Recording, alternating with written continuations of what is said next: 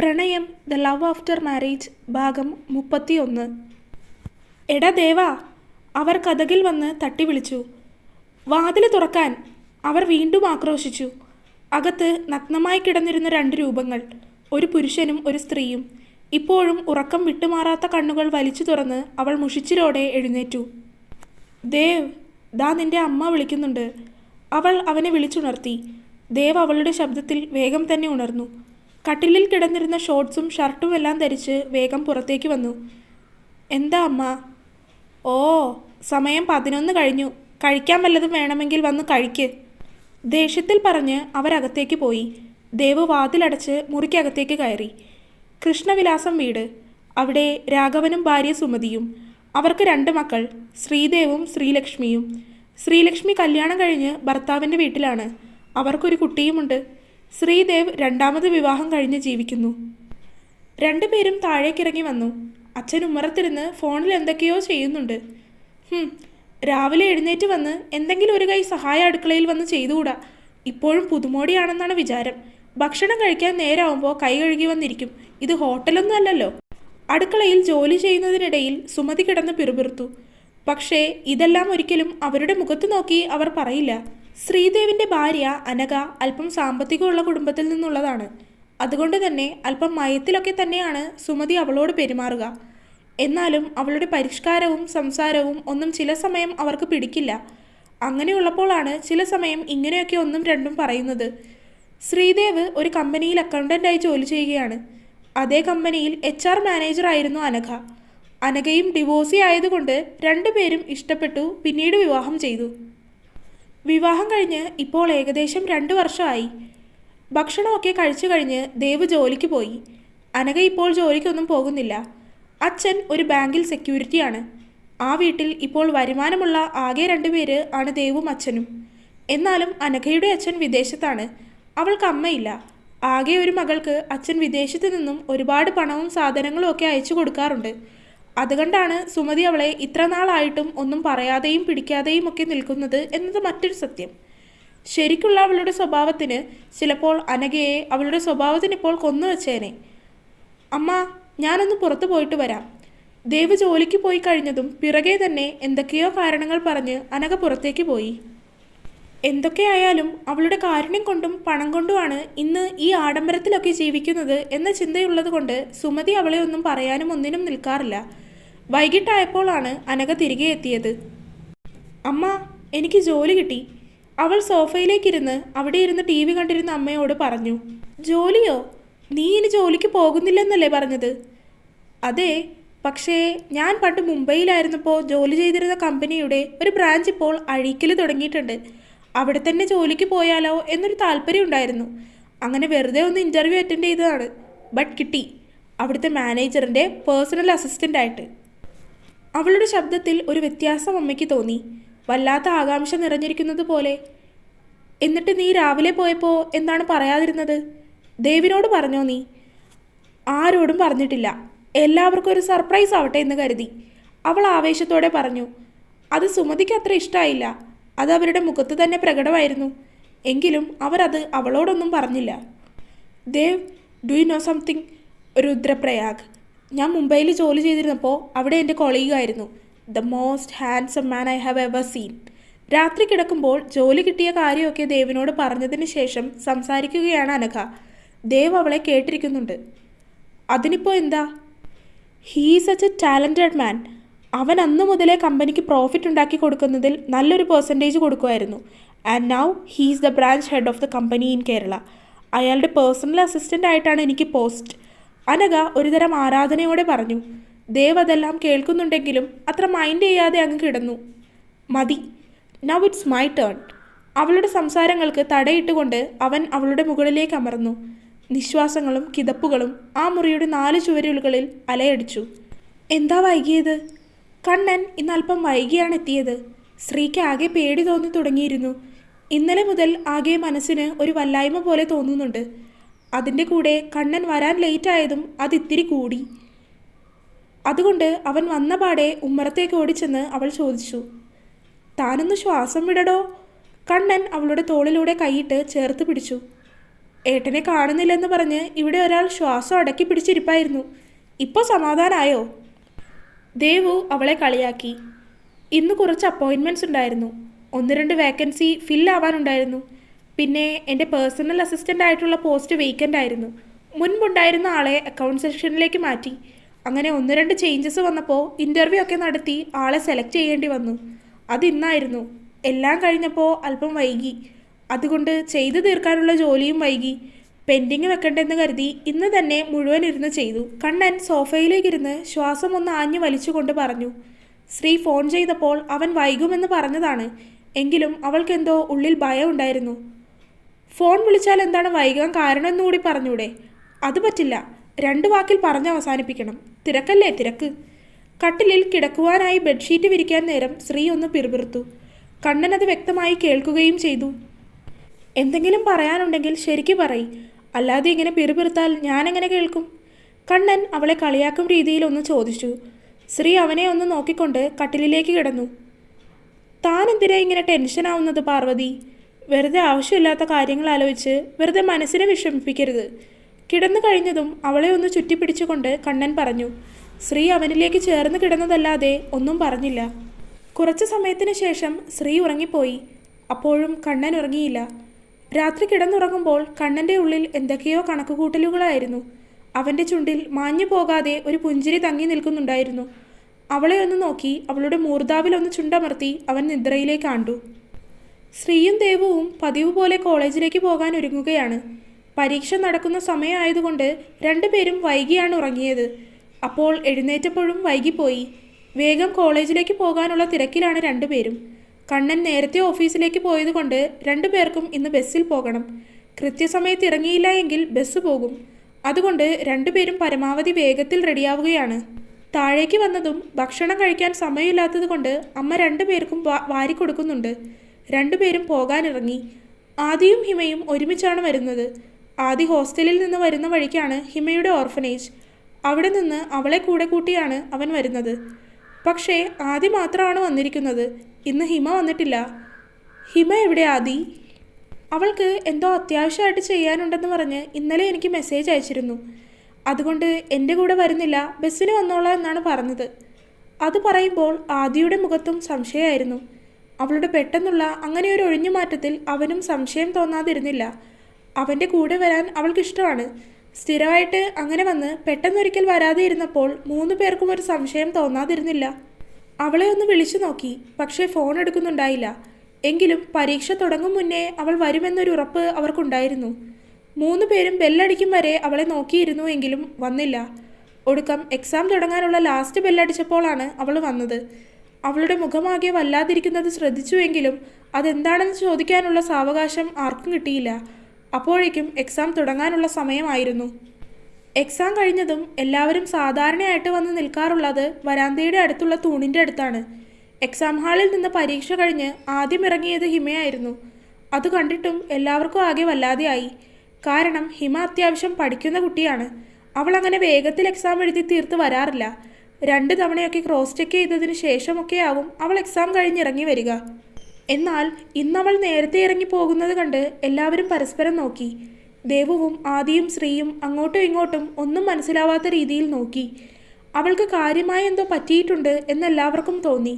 എങ്കിലും പുറത്തിറങ്ങുമ്പോൾ ചോദിക്കാമെന്ന ചിന്തയായിരുന്നു എല്ലാവർക്കും. എക്സാം കഴിഞ്ഞ് എല്ലാവരും ഇറങ്ങിക്കഴിഞ്ഞ് നോക്കുമ്പോൾ ഹിമ പുറത്തില്ല. അവൾ പോയിട്ടുണ്ട്. കുറേ അന്വേഷിച്ചിട്ടും കാണാതെ വന്നപ്പോൾ അവൾ പോയി എന്ന് മനസ്സിലായി. ഹിമ എന്നാലും എന്താ പോയതെന്നാവോ? ആദ്യ സംശയത്തോടെ ചോദിച്ചു. ദേവുവും ശ്രീയും കൈമലർത്തി. അവർക്കും അവൾക്ക് എന്തു പറ്റി എന്നുള്ള ചിന്തയായിരുന്നു. അങ്ങനെ പെട്ടെന്നൊന്നും സ്വഭാവം മാറാത്ത ആളാണ് ഹിമ.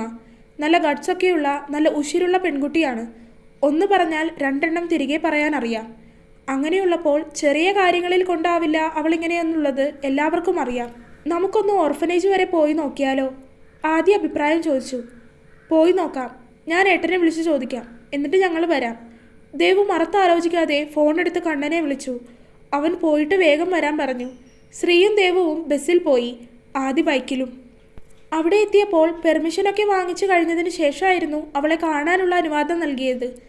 3 പേരെയും കണ്ടപ്പോൾ തന്നെ ഹിമയുടെ ഫ്രണ്ട്സ് ആണെന്ന് മനസ്സിലായി. എങ്കിലും അവിടുത്തെ നിയമങ്ങൾ അങ്ങനെയായിരുന്നു. ഹിമയെ കാണണമെന്ന് പറഞ്ഞ് എല്ലാവരും വെയിറ്റ് ചെയ്തിരുന്നു. ഹിമമോൾക്ക് ഇപ്പോൾ ഒന്നും സംസാരിക്കാനില്ലെന്ന് പറഞ്ഞു. എന്തെങ്കിലും ഉണ്ടെങ്കിൽ നാളെ കോളേജിൽ വരുമ്പോൾ സംസാരിക്കാം എന്നാണ് പറഞ്ഞത്. കുറച്ചു കഴിഞ്ഞതും അവിടുത്തെ മദർ സുപ്പീരിയർ വന്ന് അവരോട് ഗൗരവത്തോടെ പറഞ്ഞു. അവരുടെ മുഖഭാവം കണ്ട് അവർക്ക് അവരോട് തിരികെ ഒന്നും ചോദിക്കാൻ തോന്നിയില്ല. പിടിച്ചു തിന്നാൻ വരുന്നത് പോലെയായിരുന്നു അവരുടെ മുഖഭാവം. പിന്നെയും അവിടെ കാത്തുകെട്ടി നിൽക്കാതെ 3 പേരും ഇറങ്ങി. വരുന്നതിന് മുന്നേ ഒന്നുകൂടി ഹിമയെ ഒന്ന് വിളിച്ചു നോക്കി. പക്ഷേ അപ്പോഴേക്കും അവളുടെ ഫോൺ സ്വിച്ച് ഓഫ് ആണെന്നാണ് പറഞ്ഞത്. സംശയത്തോടെയാണ് 3 പേരും തിരികെ വീട്ടിലേക്ക് പോയത്. കണ്ണൻ ഓഫീസിലിരിക്കുകയാണ്. ഇന്നു മുതലാണ് പുതിയതായിട്ട് ജോയിൻ ചെയ്ത അവൻ്റെ PA ജോയിൻ ചെയ്യുന്നത്. കണ്ണൻ 1-2 ഇടത്ത് പോയിട്ടാണ് വന്നത്. അതുകൊണ്ട് തന്നെ അല്പം വൈകിയാണ് എത്തിയിരിക്കുന്നത്. May I come in sir? ലാപ്പിൽ കാര്യമായി എന്തോ വർക്ക് ചെയ്തുകൊണ്ടിരിക്കുന്ന കണ്ണൻ്റെ ശ്രദ്ധ ഡോറിലേക്ക് നീങ്ങി. യെസ് കമിൻ, അവനും തിരികെ പറഞ്ഞു. അകത്തേക്ക് കയറി വന്നത് ആരാണെന്ന് പെട്ടെന്ന് കണ്ട് അവന് മനസ്സിലായില്ല. കാരണം ഇൻ്റർവ്യൂ ചെയ്തപ്പോൾ കണ്ണൻ ഉണ്ടായില്ല. മനുവാണ് പേഴ്സണൽ അസിസ്റ്റൻറ്റിനെ സെലക്ട് ചെയ്തത്. Please be seated. കണ്ണൻ മര്യാദപൂർവ്വം തന്നെ അവളെ ക്ഷണിച്ചിരുത്തി. No thank you sir, I'm your personal assistant. Oh, so you are my new personal assistant. Anyway, welcome to the firm. Kannan അല്പം ചിരിച്ചുകൊണ്ട് പറഞ്ഞു. എന്നാൽ അവൾ ആ ചിരിയിൽ അങ്ങനെ തന്നെ അവനെ നോക്കിയിരുന്നു പോയി. ഹാൻസം. അവളുടെ ചുണ്ടുകൾക്കിടയിൽ ആ വാക്ക് ഞെരിഞ്ഞമർന്നു. എന്താ? എന്തോ ഒന്ന് അവൾ പറയും പോലെ തോന്നിയതും കണ്ണൻ ഒന്ന് ഗൗരവത്തിൽ ചോദിച്ചു. അവൾ ഒന്നുമില്ല എന്ന് തലയാട്ടി. ഓക്കെ, തൻ്റെ വർക്ക് എന്താണെന്ന് മിസ്റ്റർ രാഘവ് പറഞ്ഞു തരും. You may go now. Kannan ഗൗരവത്തിൽ പറഞ്ഞ് അവൻ്റെ ജോലിയിലേക്ക് തിരിഞ്ഞു. അവനെ ഒന്ന് നോക്കി അവൾ പുറത്തേക്കിറങ്ങി. മുംബൈയിൽ ജോലി ചെയ്യുമ്പോൾ തന്നെ അവനിലൊരു കണ്ണുണ്ടായിരുന്നതാണ്. അത്രയും ഹാൻസം ആയിട്ടുള്ളൊരു മാൻ.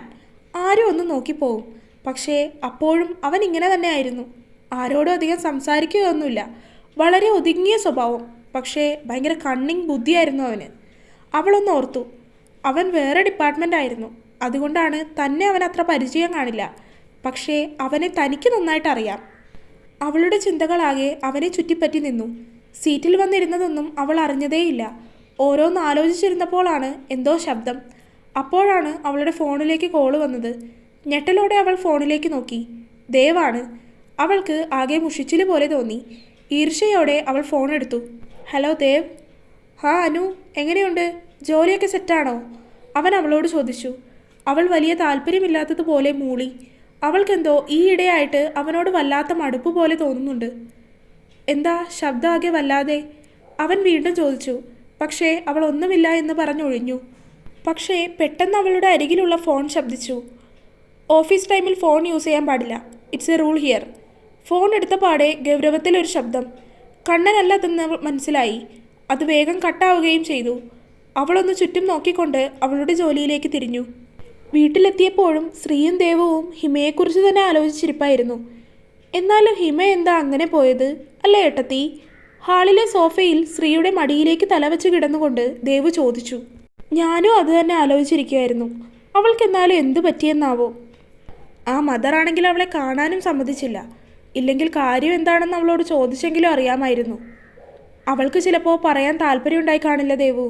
അതല്ലേ അവൾ നമ്മളോട് ആരോടും പറയാതെ നേരത്തെ പോയതും പിന്നെ അവിടെ ചെന്നപ്പോൾ കാണണ്ടെന്ന് പറഞ്ഞതും. ശ്രീ സംശയത്തോടെ പറഞ്ഞു.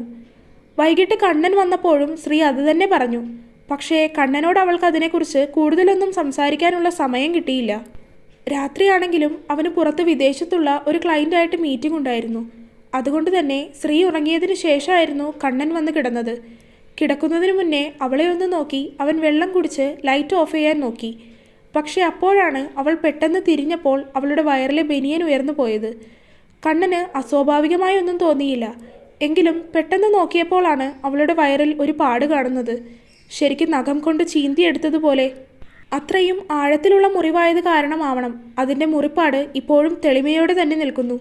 അവനത് എങ്ങനെ വന്നു എന്നതിന് അധികം ചിന്തിക്കേണ്ടി വന്നില്ല. അവൻ്റെ കടപ്പല്ലൊന്ന് ഞെരിഞ്ഞു. ഓരോരുത്തർക്കുമുള്ള ദിവസങ്ങൾ അവൻ അപ്പോഴേ എണ്ണിക്കഴിഞ്ഞിരുന്നു. അവളുടെ ബനിയനൊന്ന് നേരെയിട്ട് കൊടുത്ത് അവൻ അവളുടെ അരികിലേക്ക് ചേർന്ന് കിടന്നു. അവളുടെ നെറ്റിയിൽ നേർമയായി ഒന്ന് ചുംബിച്ചു.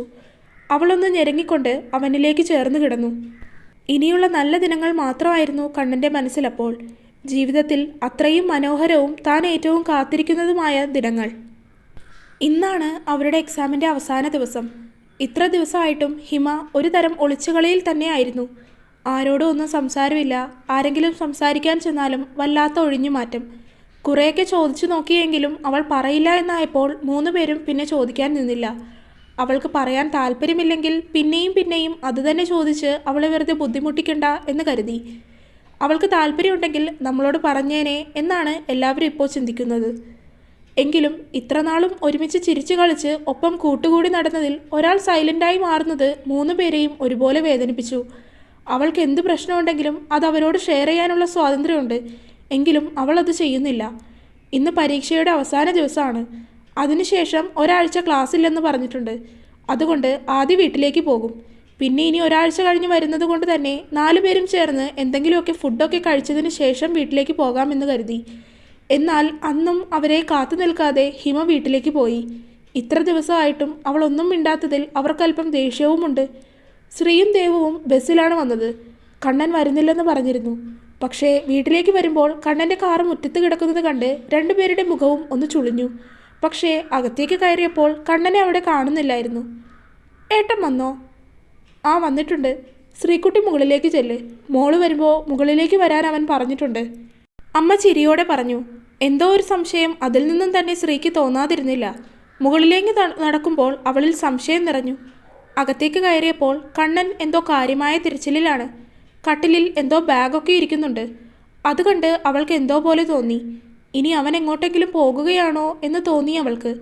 അങ്ങനെയാണെങ്കിൽ ഇനി അവൾക്കത് കഴിയില്ല എന്നുള്ളത് അവൾക്ക് ഉറപ്പായിരുന്നു. കണ്ണേട്ടൻ എന്താ ബാഗൊക്കെ ആയിട്ട്? ഹാ, താൻ വന്നോ? വാ, എനിക്കൊന്ന് വാഗമൺ വരെ പോകേണ്ട ആവശ്യമുണ്ട്. ഒരു 3-4 ദിവസം. കണ്ണൻ വളരെ ഗൗരവത്തിൽ പറഞ്ഞു. ശ്രീക്ക് ആകെ വല്ലാതെ തോന്നി. കണ്ണനെ പിരിഞ്ഞിരിക്കാൻ പറ്റാത്തതുപോലെ ആയിട്ടുണ്ടിപ്പോൾ. കാണാതിരിക്കാൻ തന്നെ കൊണ്ടാവില്ല എന്ന് തോന്നിപ്പോകുന്നു. ഇന്ന് തന്നെ പോകണോ? അവളുടെ ശബ്ദം ഇടറിപ്പോയി. അത് കണ്ണന് മനസ്സിലായി എങ്കിലും അവൻ അത് മൈൻഡ് ചെയ്തില്ല. ഇന്ന് തന്നെ പോകണം. നാളെ രാവിലെയാണ് ക്ലയൻ്റായിട്ട് മീറ്റിംഗ് പറഞ്ഞിരിക്കുന്നത്. ഒറ്റയ്ക്കാണോ? ആ, ഒറ്റയ്ക്കാണ്. മനുവിനെ കൂടെ കൊണ്ടുപോകുന്നില്ല. പിന്നെ കിച്ചുവിന് പനിയാണ്. സോ എനിക്ക് പോകാതെ വേറെ നിവൃത്തിയില്ല. കണ്ണൻ വളരെ ഗൗരവത്തിൽ തന്നെ പറഞ്ഞു. ശ്രീ തൻ്റെ കോളേജിൽ കൊണ്ടുപോയ ബാഗ് ടേബിളിലേക്ക് വെച്ച് ഡ്രസ്സൊക്കെ എടുത്ത് ബാത്റൂമിലേക്ക് കയറി. കണ്ണൻ തിരികെ പാക്കിങ്ങിലേക്ക് തിരിഞ്ഞു. ബാത്റൂമിൽ നിന്ന് ഇറങ്ങി വരുമ്പോൾ അവളുടെ കണ്ണുകളൊക്കെ ആകെ കലങ്ങിയിരിക്കുന്നുണ്ട്. കണ്ണൻ അത് കണ്ടുവെങ്കിലും കാണാത്തതുപോലെ നിന്നു. അവളെ പിരിഞ്ഞിരിക്കുക എന്നതിൽ പരം ബുദ്ധിമുട്ടുള്ള മറ്റൊരു കാര്യമില്ലെന്ന് തന്നെ പറയാം. എങ്കിലും ഇതെല്ലാം ജീവിതത്തിൻ്റെ ഭാഗമാണെന്ന് കരുതി അവൻ ആശ്വസിച്ചു. എന്ന് വരും കണ്ണേട്ടാ? ശബ്ദത്തിലെ ഇടർച്ച മറച്ചു പിടിച്ച് അവൾ ചോദിച്ചു. അറിയില്ല എന്ന് വരുമെന്ന്. എന്തായാലും 2-3 ദിവസത്തിൽ കൂടുതൽ എന്തായാലും ആവും. കണ്ണൻ എന്തൊക്കെയോ ഫയലൊക്കെ എടുത്ത് നോക്കുന്ന തിരക്കിനിടയിൽ അവളോട് പറഞ്ഞു. ഞാനും വന്നോട്ടെ? പതിഞ്ഞ ശബ്ദത്തിൽ അവൾ ചോദിച്ചു പോയി.